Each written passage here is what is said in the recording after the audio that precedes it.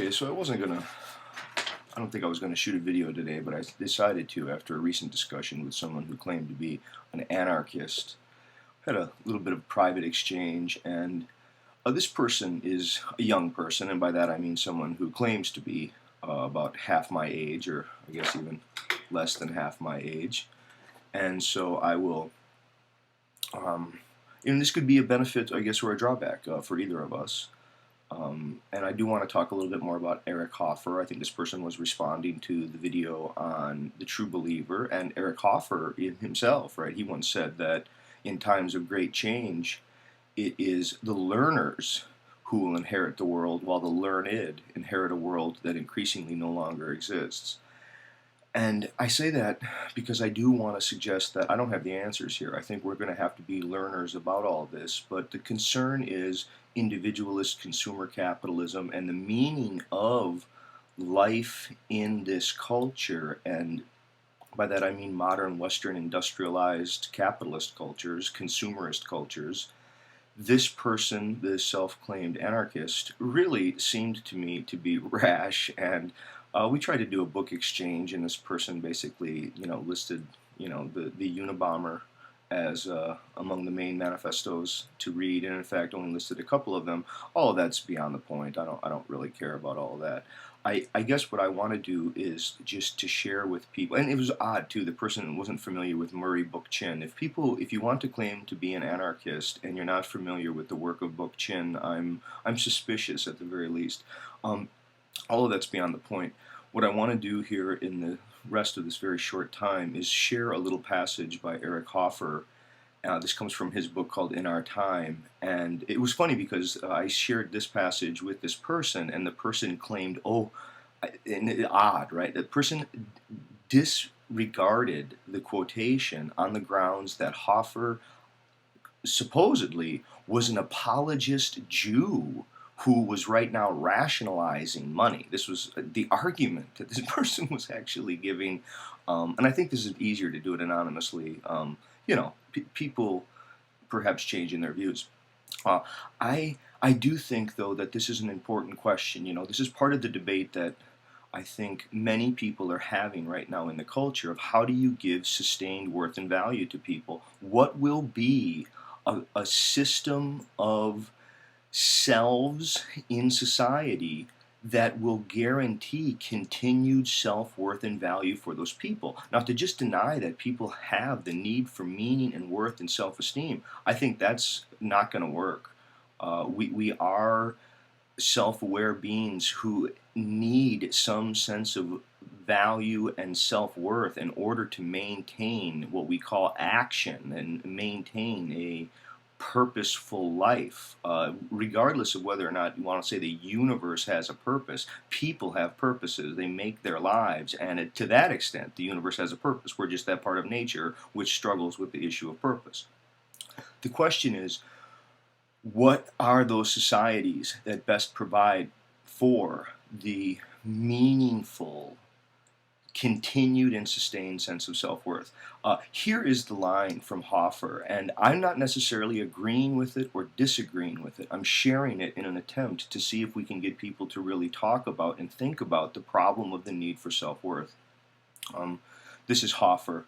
Hoffer writes, "The monstrous evils of the 20th century have shown us that the greediest money grubbers are gentle doves compared with money-hating wolves like Lenin, Stalin, and Hitler, who in less than 3 decades killed or maimed nearly 100 million men, women, and children, and brought untold suffering to a large portion of humankind.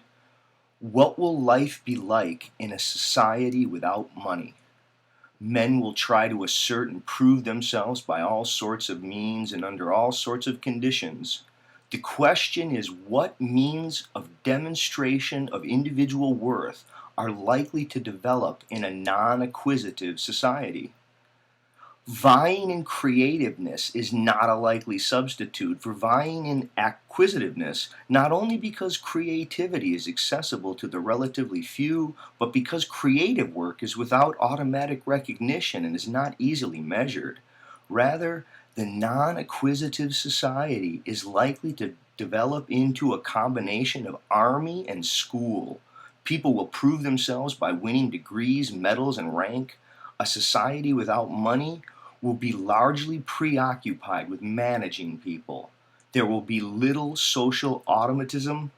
Sowing, harvesting, mining, manufacturing, etc., will become burning national problems. Instead of the harmless drug of money, there will be the black magic of brainwashing and soul raping.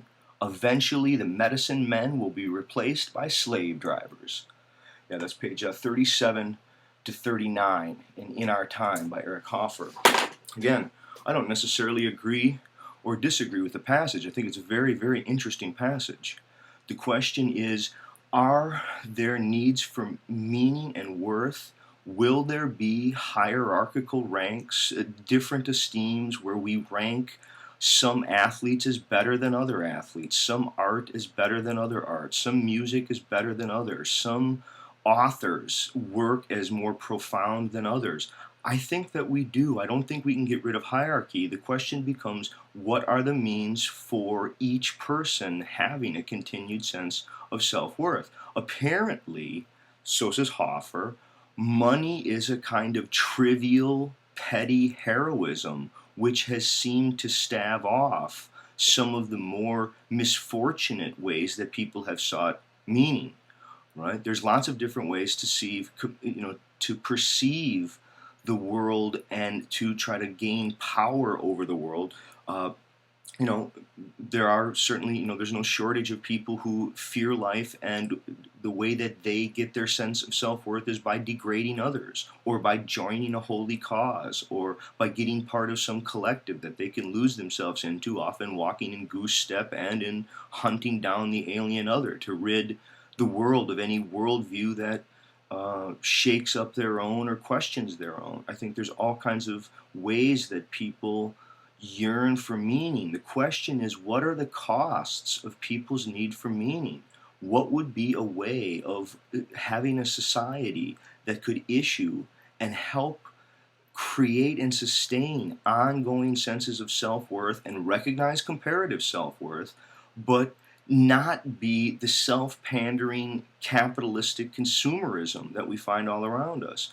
I don't think anarchism is going to be the response. Now, is there another possibility? I think there are. The creative people are going to have to think about what it would look like to think about a producer-oriented creative capitalism, a collectivist, creative, producer-oriented capitalism. Instead of individualist consumer capitalism, we need to think about each person. And I don't know, maybe the problem that Hoffer is having is in his belief that that people just aren't creative enough for creativity to work. I don't know. Money does seem to be, in some way, people feel, I guess, enough heroism by having the key to the executive toilet, and of having a fancy enough car, and in living in the right neighborhood, and dressing their children in the certain kind of brand name clothes. As despicable as people want to find that, I don't know if that's a worse or better solution than a society that now has the individual broken off. We're not just a tribal society anymore. We do have problems of individualism and the needs for individual-based social and political and work arrangements that somehow are able to manage all those differences. So I guess today's issue for me anyway is, what is the way to help people have meaning? Is Hoffer an apologist for the capitalist system? I don't think so. But I do think he's raising questions which I don't have the answers to, but I think hopefully there are people out there who can think about this with some sophistication and engage this in some meaningful ways.